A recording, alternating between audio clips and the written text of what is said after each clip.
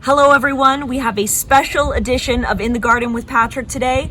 Today I will be asking Patrick all of your top questions about gardening. Here's a question from one of our YouTube viewers. How do I know when to harvest my onions?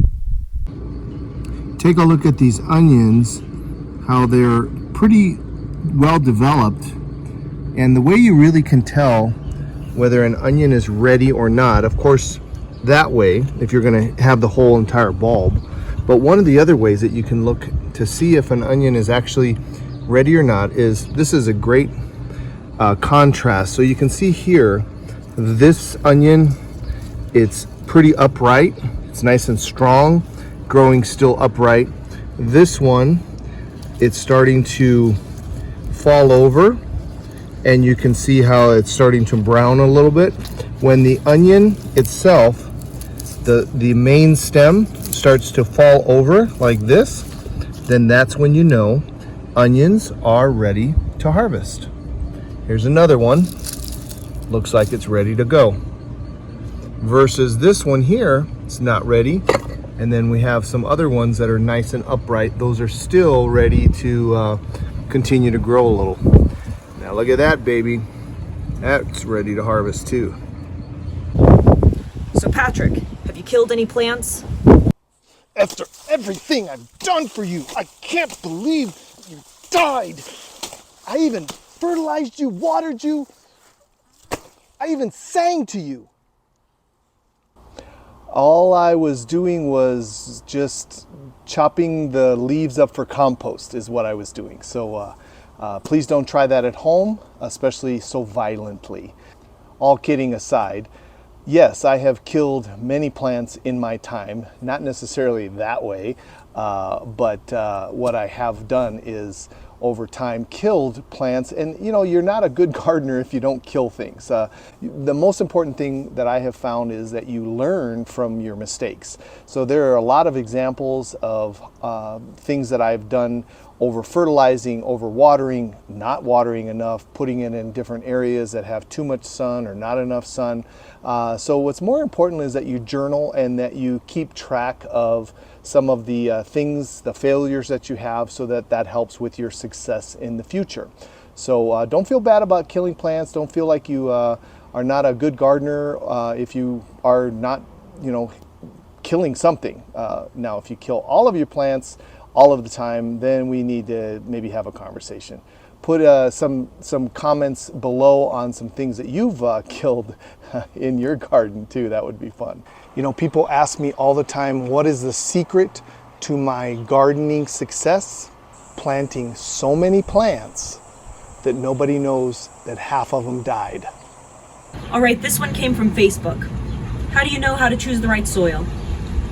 That's a great question. Choosing the right soil will depend on what you're growing and where you're growing. So if you are in a raised bed, you would want to choose a soil that's rich in nutrients and that you can use a mixture of compost and also garden soil. Square foot gardening is the method that I prefer, and founder Mel Bartholomew uses a proven formula that is composed of 1/3 vermiculite, 1/3 peat moss, or you could also substitute coco coir, and 1/3 of compost. You mix those in a container, and if you're doing container gardening, you want to also use a good potting mix. And I'll put some links in the description box below of some videos that I've done on how to rejuvenate your potting soil and how to also make your own potting soil. So here's a question that we get more frequently from first-time gardeners. What should we plant? Well, if you're a first-time gardener, plant vegetables that are easy, such as like tomatoes, peppers, or beans. My suggestion is to plant things that you enjoy eating. Nothing is worse than having a ton of tomatoes, as an example, and you don't even like tomatoes. So plant something that you're going to enjoy eating, that your family likes. Take a visit to your local nursery or your big box store, and you'll find vegetables there that you can grow in your area. Or online, you can find seeds, sometimes plants, that are special or rare varieties of different plants and vegetables. I'll put a link below in the description box on some of my favorite online companies. Here's my personal favorite. Does it really help to sing to your plants?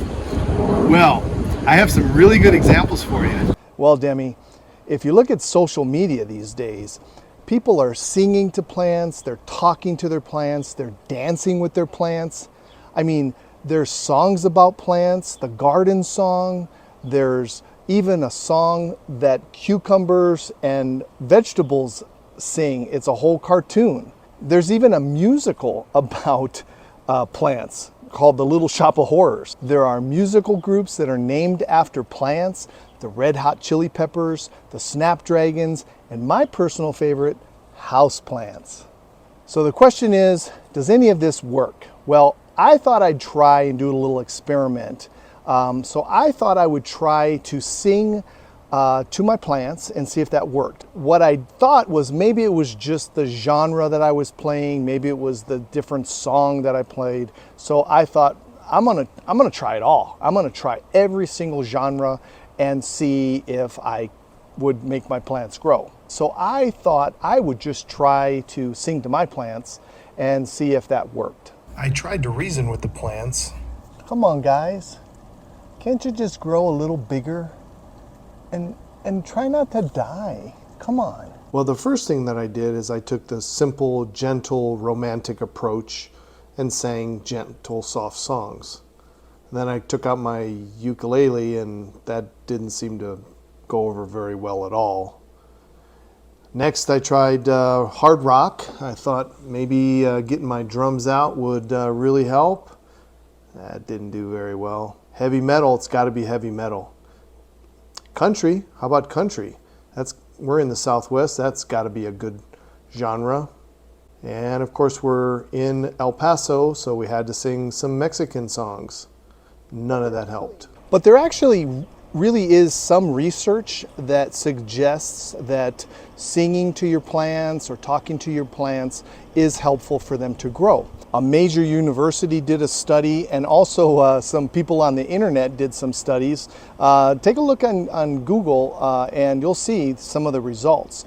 The study pretty much consisted of two plants, exactly the same plants, and what they did is one, they talked positively to it and they gave them positive reinforcement, encouragement, and the other one in this particular study that a girl did at school was they bullied it. So they would say negative comments to the plant, and the results were actually really stunning. So after 30 days, one plant was beautiful and survived and did great, and the other plant actually was really in bad shape. So I think there is some truth to it. Unfortunately, there's not a whole lot of science to it. So if you're not really sure whether it's going to work or not, I wouldn't suggest maybe or pick your favorite song or genre that you want to sing or play music, but talk to the plants. Supposedly the carbon dioxide from your voice or your breathing does help, because remember, plants take in that carbon dioxide and then they produce the oxygen. So that's maybe one of the reasons why that happens. But again, it doesn't hurt to put some love on your plants. Who is Patrick outside of the garden?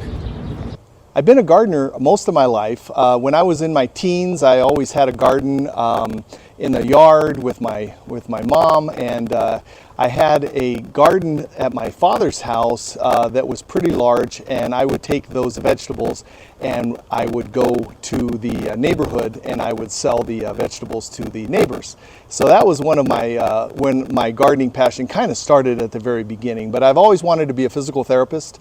Been a physical therapist for over 30 years, and currently working here in El Paso, and it's been a great experience. And I'll put a link below on a video of how I've kind of combined gardening with my physical therapy business, which is to help people, and how to prevent back pain. So I'll put a link to that video below. On Instagram, we've gotten questions on how to use small spaces most efficiently. Don't be limited by the size of your garden. You can use a small area, something like this, a little raised bed area. You can use containers. You can start off with containers. Those are simple. Just make sure they're watered and you have the right soil in the containers. I'll put a link below to how to rejuvenate some soil that you have for your potting soil, and how to make your own potting soil. But I use a square foot method of gardening, and you can look that up. I'll put a link below in the description box on the square foot gardening method, and that is the best way to garden in small spaces. Thank you everyone for watching today's episode of In the Garden with Patrick. Make sure to like, subscribe, hit that notifications bell, and if you have any more questions about gardening, make sure to drop them in the comments below. Thanks again, Demi, for doing the Q&A, and if you have any questions, put those in the comments box below, and I'll be sure to answer any of your questions that you have on any of our platforms.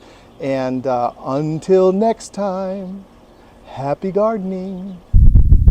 Until next time, happy gardening.